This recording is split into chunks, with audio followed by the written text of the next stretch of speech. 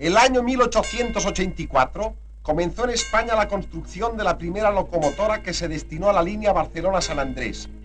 Después se construyeron algunas más, hasta que por las dificultades motivadas de la Gran Guerra de los años 14 al 18, se erigió en España la primera factoría destinada a la construcción de grandes series de locomotoras.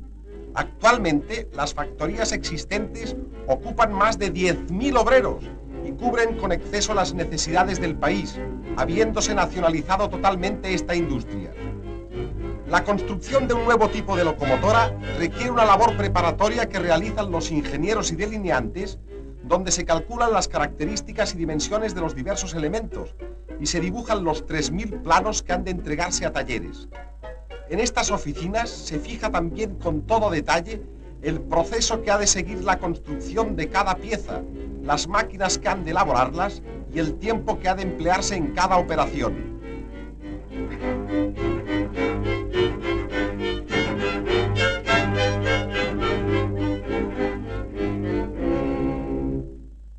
En la sección de carpintería se construyen los modelos de madera para las piezas que han de fundirse. Una pieza característica es el núcleo de la rueda, cuyo proceso de construcción seguiremos en las diferentes secciones.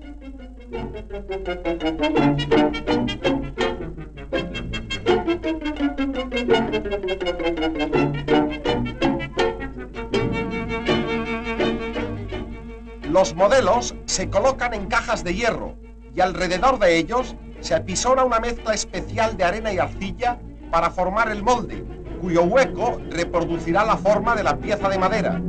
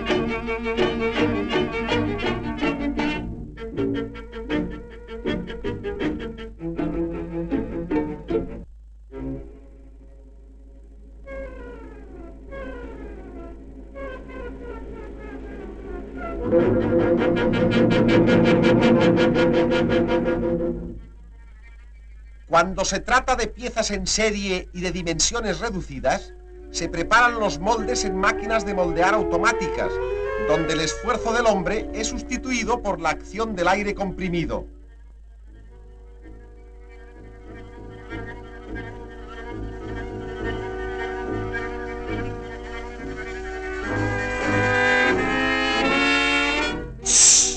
Por este sistema se moldean, al igual que otras piezas análogas, los topes de la locomotora. El hierro colado se funde en el cubilote, donde alcanza una temperatura superior a 1400 grados por la combustión del coke metalúrgico. Cuando se reúne cantidad suficiente, se vierten grandes cucharas, llenando con este caldo los moldes que se han preparado anteriormente.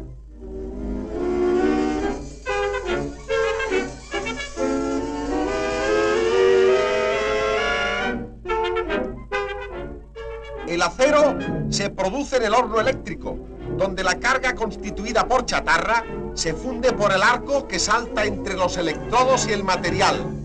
En el arco se alcanza la temperatura de unos 3000 grados, más que la mitad de la temperatura del Sol.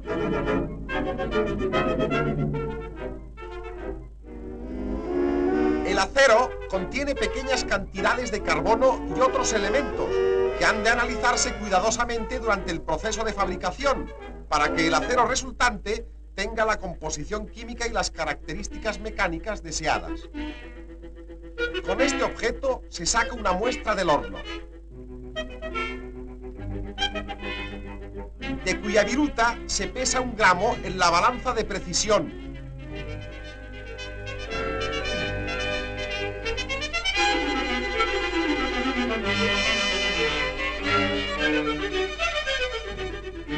Colocada en una navecilla de porcelana, se quema en un pequeño horno eléctrico en corriente de oxígeno, determinándose el carbono por el volumen del anhídrido carbónico formado.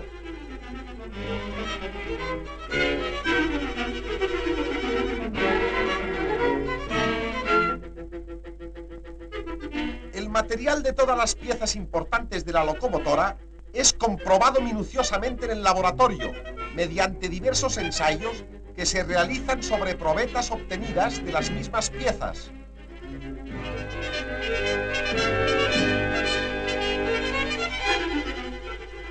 Con este aparato se mide la dureza, característica muy importante en las piezas sometidas a rozamiento. La resistencia a la tracción se mide con esta máquina especial capaz para una potencia de 20 toneladas.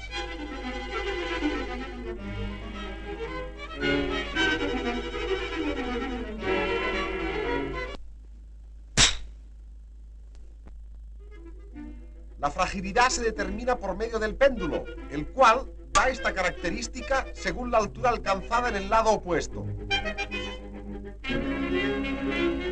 El hierro, que a simple vista parece homogéneo, está constituido por diminutos cristales que se aprecian perfectamente con el microscopio.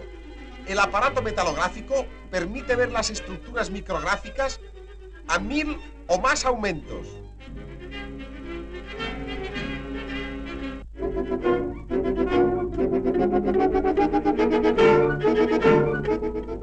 Comprobada la calidad del acero, se puede colar y llenar la cuchara, que llevará el caldo a los moldes y lingoteras. Este chorro de acero líquido sale a la friolera de 1650 grados.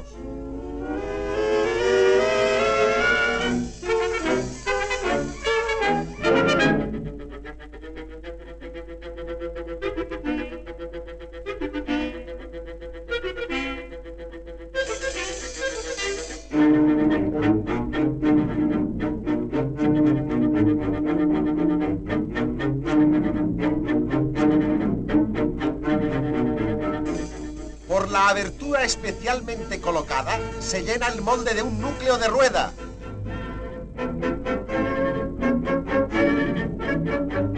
De la misma forma, se llenan los moldes de los lingotes.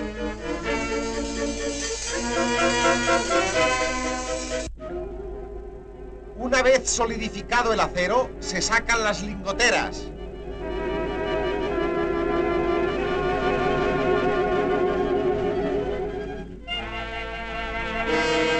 Siguiendo el proceso iniciado, hemos llegado al desmoldeo de un núcleo de rueda.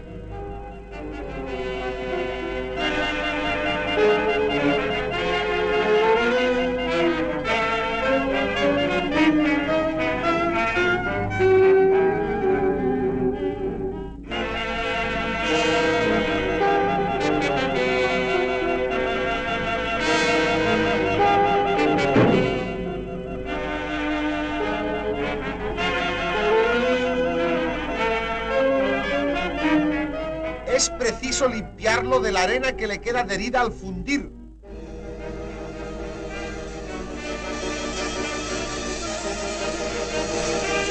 Y suprimir los excesos de material que se deja exprofeso, cortándolos con el soplete oxiacetilénico, obteniéndose así una pieza de acero, reproducción exacta del modelo de madera.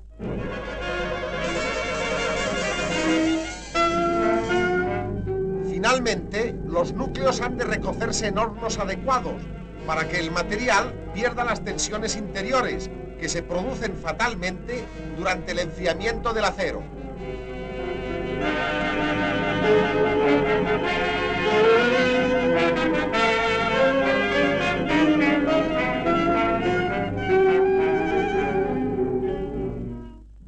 Hay piezas que por el trabajo que han de efectuar necesitan ser sometidas a grandes presiones para hacer el material más compacto y mejorar su calidad.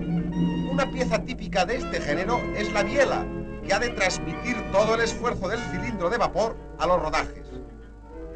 Las bielas se obtienen de un tocho que se calienta a unos 1100 grados en un horno de forja.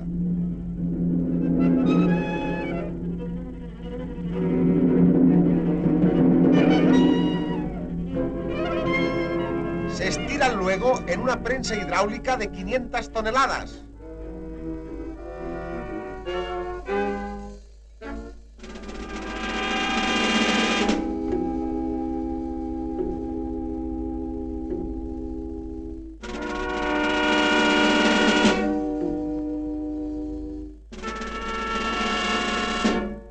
Dándoles después la forma apropiada en un martinete de aire comprimido.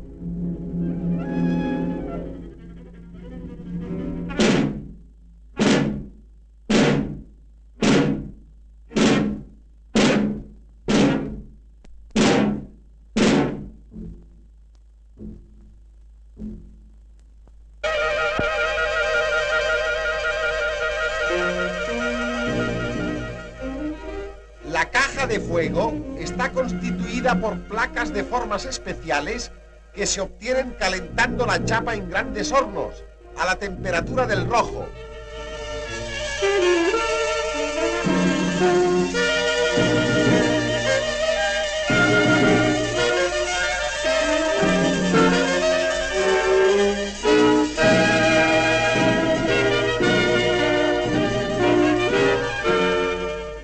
Moldeándolas después en prensas hidráulicas con moldes adecuados.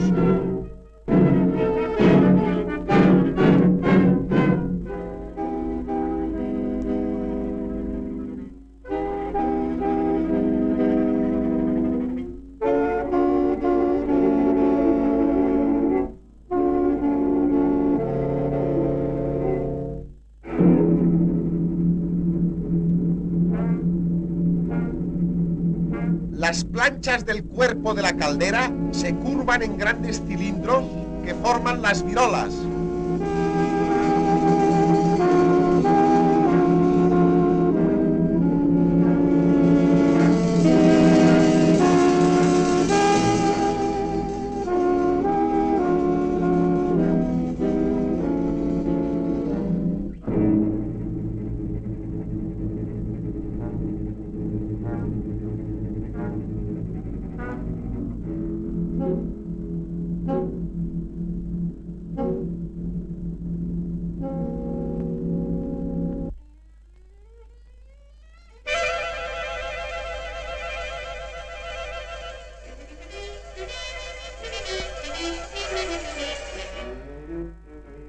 En las placas se practican los agujeros para los virotillos en máquinas de taladrar, valiéndose de plantillas encasquilladas que aseguran que todas las piezas tendrán una distribución de agujeros exactamente iguales. Obtenidos por separado los elementos constitutivos de la caja de fuego, se procede a su montaje.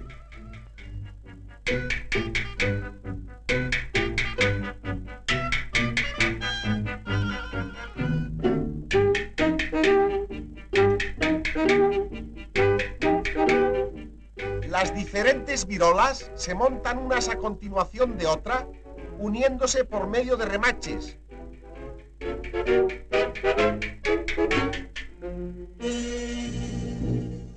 Esta operación se efectúa en una remachadora hidráulica.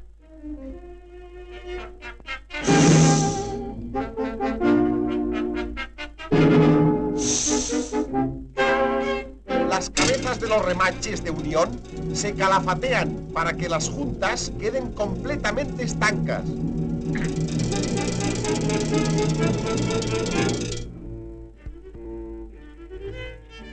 El cajón de cobre montado se introduce en la envolvente y se unen ambos elementos por medio de virotillos de cobre roscados.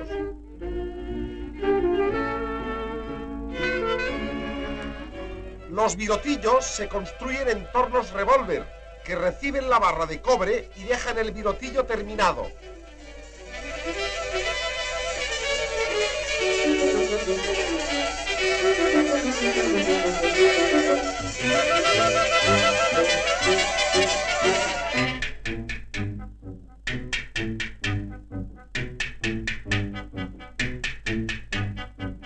La unión de la caja de cobre con la envolvente formando el hogar o caja de fuego requiere la colocación de unos 2.500 virotillos que se deben atornillar, remachar y retacar uno a uno.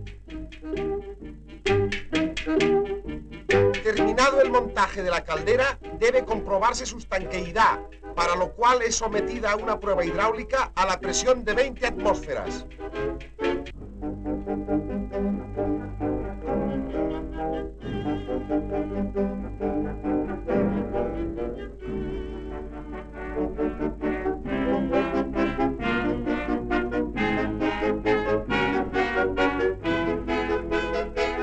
Las piezas fundidas o forjadas han de mecanizarse para obtener las dimensiones exactas que figuran en el plano. A este trabajo se destinan amplias naves que contienen un sinnúmero de tornos, fresadoras, máquinas de mandrilar y otras máquinas herramientas.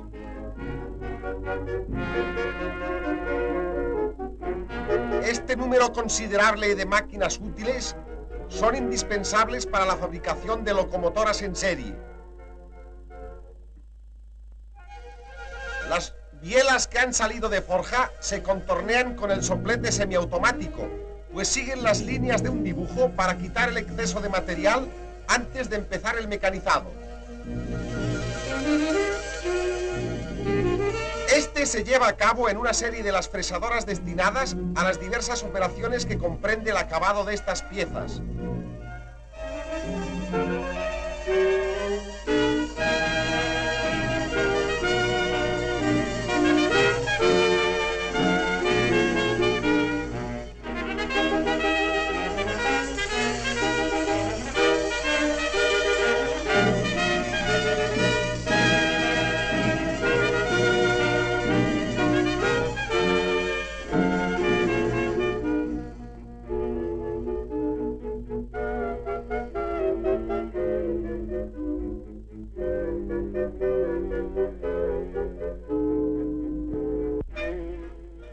Simultáneamente van mecanizándose las otras piezas que deban luego ajustarse a las bielas, tales como el cojinete. Terminado el mecanizado, se ajustan en sus cabezas los cojinetes de bronce.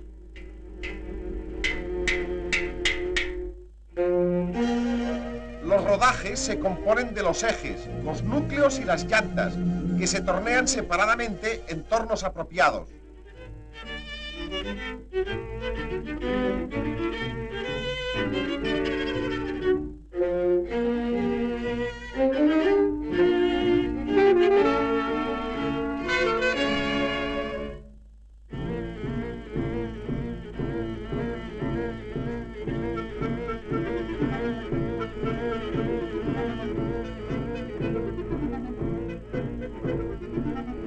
El eje se monta en el núcleo por medio de una prensa hidráulica con un esfuerzo de 80 toneladas.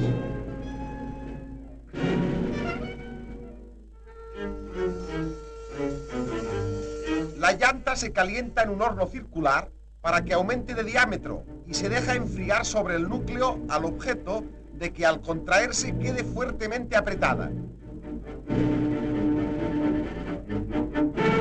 Esta unión se asegura además por medio de un aro de forma especial. Una vez los rodajes montados, se terminan en grandes tornos, destinados únicamente al mecanizado de los muñones y las llantas.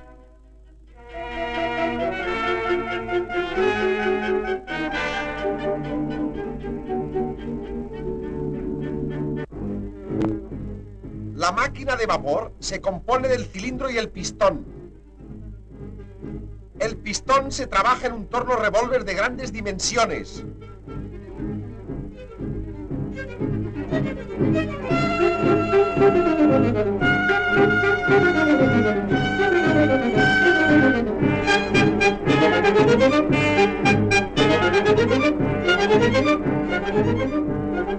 Una vez calado el pistón en su vástago, este es cilindrado, comprobándose mediante calibres de tolerancia la perfección del trabajo ejecutado.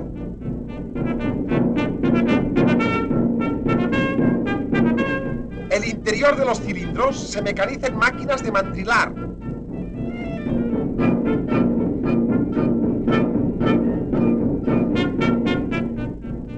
Además de estos elementos esenciales, la locomotora contiene un sinnúmero de accesorios, cada uno de los cuales es objeto de un proceso laborioso de mecanización, que requiere el trabajo constante de numerosísimas máquinas.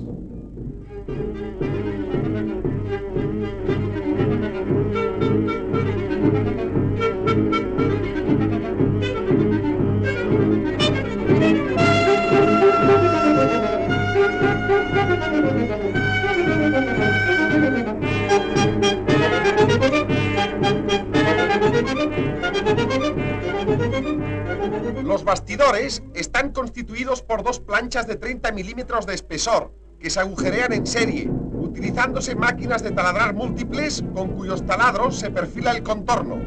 Cortado con soplete el material sobrante, se alisan los cantos con una máquina de escoplear que labra a la vez los bastidores de 10 locomotoras.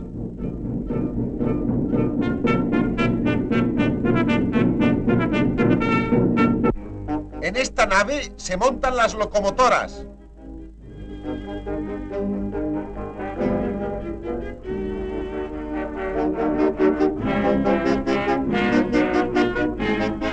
Por medio de grúas de 50 toneladas se van enlazando los elementos construidos. Situados los rodajes sobre la vía del foso, el bastidor que pesa 20 toneladas se coloca sobre el tren de ruedas.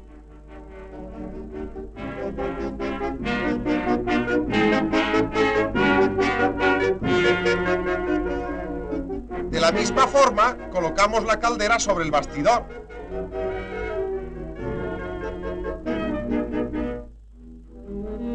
Y en esta situación van montándose las bielas y demás mecanismos.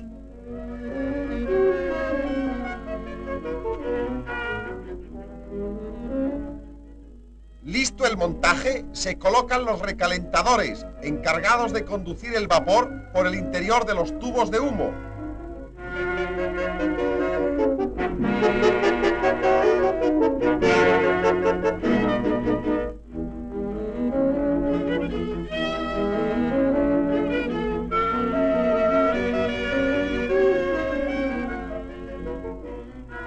Terminada la locomotora, hay que pesarla en una báscula múltiple, pues aunque parezca mentira, estas máquinas se venden a peso.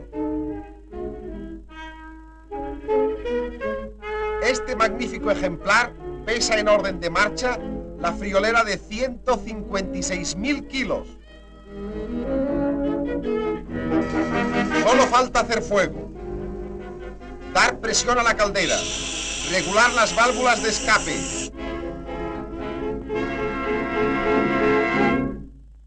Y ahora,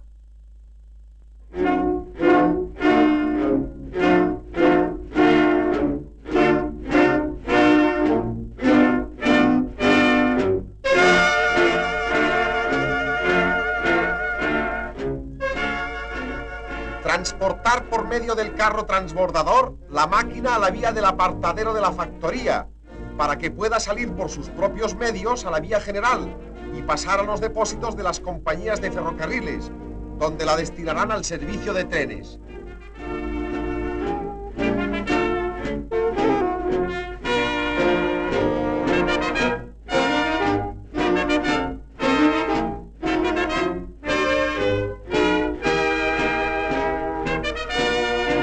Este es el camino que hemos recorrido desde que se planeó sobre el papel esta locomotora. Si retrocedemos al año 1884 y la comparamos con la del ferrocarril de Barcelona-San Andrés, que pesaba 8 toneladas, podemos comparar el enorme adelanto que ha experimentado esta construcción en medio siglo.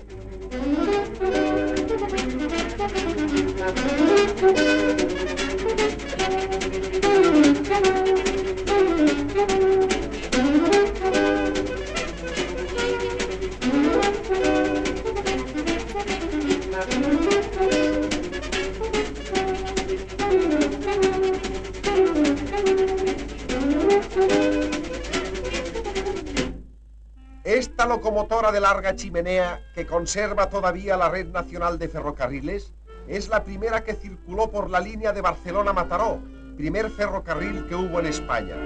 Paralizada hoy por el curso de los años, parece sentirse orgullosa en ceder el paso a una de sus potentes sucesoras.